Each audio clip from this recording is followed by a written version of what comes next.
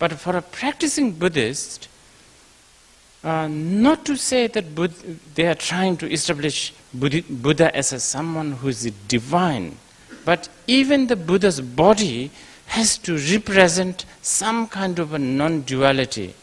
So if you go through the picture of Buddha, the picture in the mind, if you go through the 32 major marks, so to speak, if you go through each and every one of them, you will, today we will not even know how to comprehend. Like Buddha is supposedly so beautiful to look at. Why? Because he has 32 major marks. And if you go through each of them, such as, if you go through each of them, you will think that Buddhists are describing a boxy sort of, like his body is, the length and the width is same. Step like that. Or he has a webbed hand. Or his earlobe touches his shoulder. Now, if he's, who would like to, let's say, date with someone who has earlobes touching the shoulder? So, again here, non-duality. See, breaking the concept of what is beautiful and what is not, that needs to be crushed for the Buddhist practitioner. So I think there is a lot of that in the Buddhist teachings of description of the Buddha, which is so much tried to explain in the Buddhist scriptures, and not only the scriptures, tankas, statues, paintings, and in many different forms. For instance, then the question is, who is this Buddha? Who is the real Buddha? Because we all want to know the real one. We don't want the fake one. Who is the real Buddha? Then the Mahayana Buddhists will come up with answer like, that's the nature of your mind. Now, we want to see this. How, come on, paint. So then Nyingmapas, like the Nyingmapa tradition of the Tibetan Buddhism, would paint a blue Buddha without any clothes, naked. The more newer translations of the Tibetan Buddhism will have another blue Buddha, but clad, ornaments, lots of ornaments, and especially layperson's ornaments, like earring, nose ring, bracelets, all of this. And each of them will have their own explanation, like why the Buddha is clad, Vajradhara, the Buddha Vajradhara is clad with all the worldly ornaments. Why does he need earrings? Why does he need anklets? The answer is to symbolize Buddha, the pure, innate Buddha is within us, even though we are surrounded by the worldly matters, such as the ornaments, such as our worldly dharmas, worldly elements. So I wanted to say this because I think you are expecting me, maybe because I made this 2 film, some of you may be thinking, here this Tibetan Lama might introduce nature of our mind, the Buddha nature, through film. Now, I will tell you, from my point of view, with my capacity, little difficult. But I have quite a good excuse for this, because it takes two, to appreciate all this symbolism. I'm sure the Japanese are appreciating the Buddha, Japanese and Chinese are appreciating the Buddha who is slightly plump. Japanese Buddhas are quite fat, isn't it? Indians, on the other hand, Indians appreciate more tall, well-built, muscly Buddha. So it takes, I guess it is all to do with the culture. Again, the culture is playing very important role here. I'm not saying that the film can't do it, but if you are asking me, it will be difficult, but it's possible depending on what kind of audience we are showing. I can tell you, for instance, the Andrei Tarkovsky's film called Stalker. I don't know if any of you have seen this. To me, this was the probably even more clearer representation of the concept of Mahasiddha. Because we have been told by so many of our teachers, there's something called Mahasiddha, meaning accomplished one. Those who have renounced the worldly thinking, those who have gone beyond rationalism. Okay, this is another thing. The essence of Buddhism is to break the rationalism, to really go beyond logic. So then we have a fear, well, if we go beyond the logic, then what do we do? How can we fit into the world? How do we talk to the others? Our lamas, our masters, they describe Mahasiddha, the concept of Mahasiddha, accomplished one. And I always had I just cannot imagine Mahasiddha. Always, every time I think about Mahasiddha, I think in terms of all those Telopas, Naropas, great Indian masters of the past, who I, from very young time myself, saw in the Tankas, pictures, very beautifully painted, slender looking. But now I realize if any of these Mahasiddha, this accomplished master, walked into my house, I will not welcome them because they look filthy, they eat raw fish, they misbehave, they don't abide with my rule. So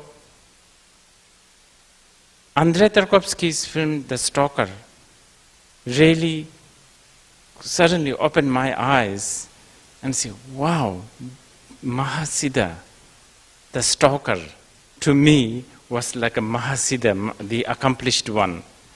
And he was having hard time convincing the rational, logical world.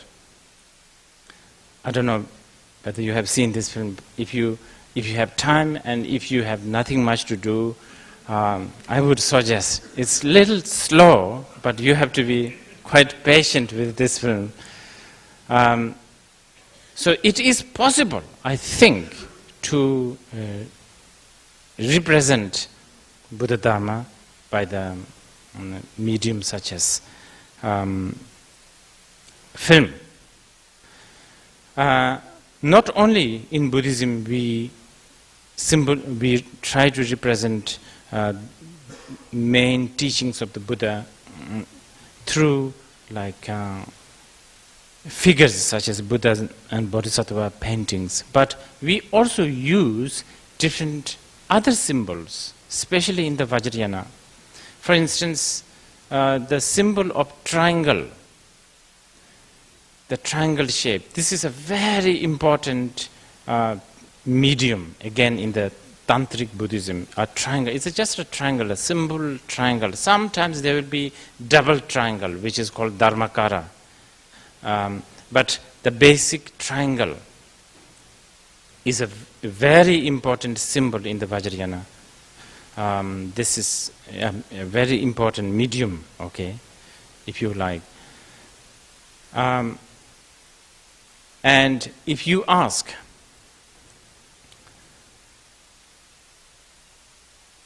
and the triangle is, again, is in some of the tantric practice, this triangle also represents dungeon. This is quite interesting, isn't it? The dungeon.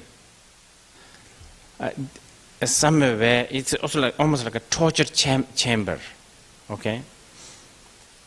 Sometimes this triangle also represents the source of everything.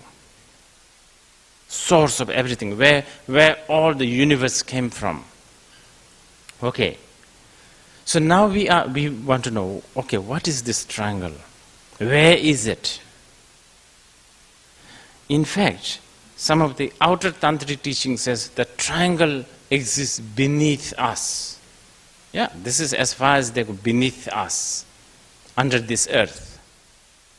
Now this is the outer teaching. But then if you really want to know what is triangle, the triangle is actually representation of what they call three doors. The one triangle, it doesn't matter which order, one triangle represents that everything is emptiness. The ground is emptiness. Everything is extremeless. The second point of the triangle represents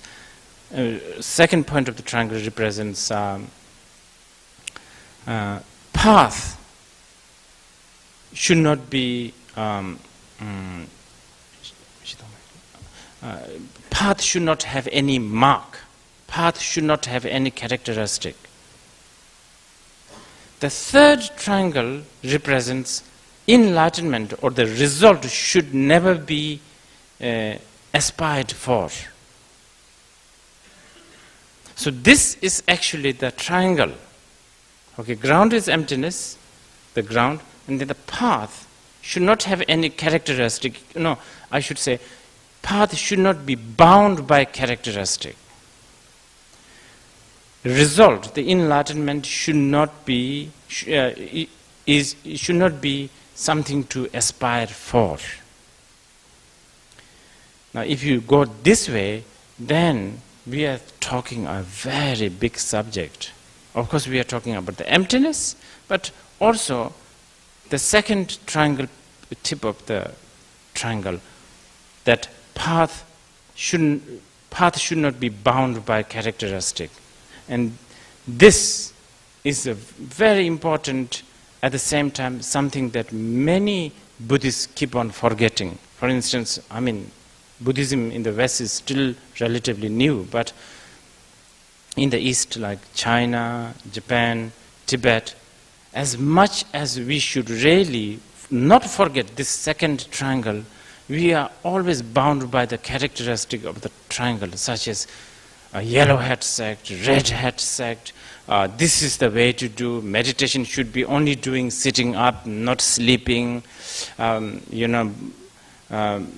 Meditation, actually, in fact, like meditation is the only thing that the Buddhists do. Something like that. These are all bound by characteristic.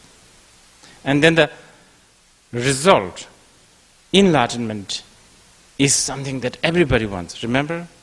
Buddhism, journey to the happiness, path to the happiness. What are we looking for? We are looking for happiness.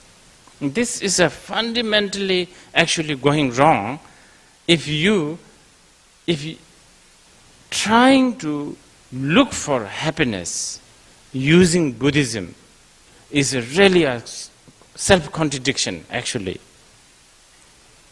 Buddhism is actually not really made for, first of all, when you are looking for happiness, you are already looking for something, so you are aspiring for something. So you are breaking that rule, so to speak. So anyway, this is the triangle. Now I was telling you, many times in the Tantric Buddhism, this triangle is also called dungeon.